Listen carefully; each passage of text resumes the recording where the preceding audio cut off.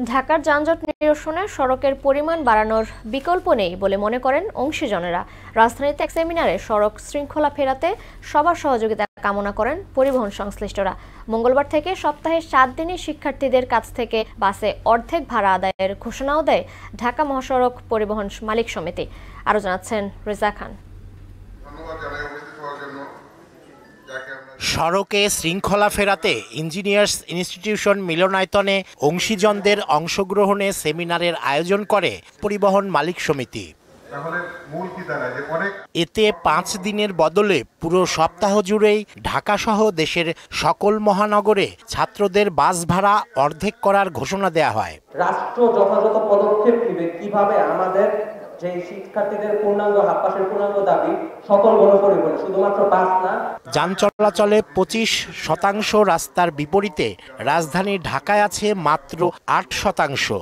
যানজট নিরসনে এ বিষয়েও দৃষ্টি দেওয়ার তাগিদ দেওয়া হয় সেমিনারে।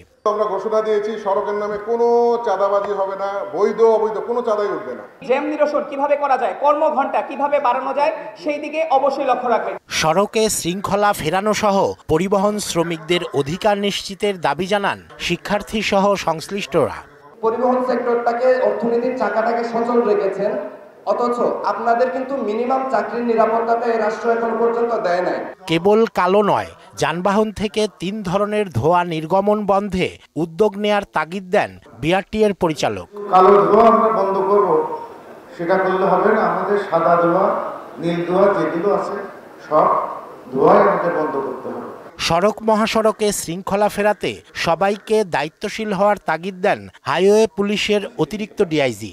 আমরা কিন্তু আইন প্রয়োগ করার ক্ষেত্রে কখনোই কঠোর হতে পক্ষপাতী না। আমরা চাই আমাদের শৃঙ্খলাটা ঠিক থাকে। রেজা খান, মোহনা সংবাদ, ঢাকা।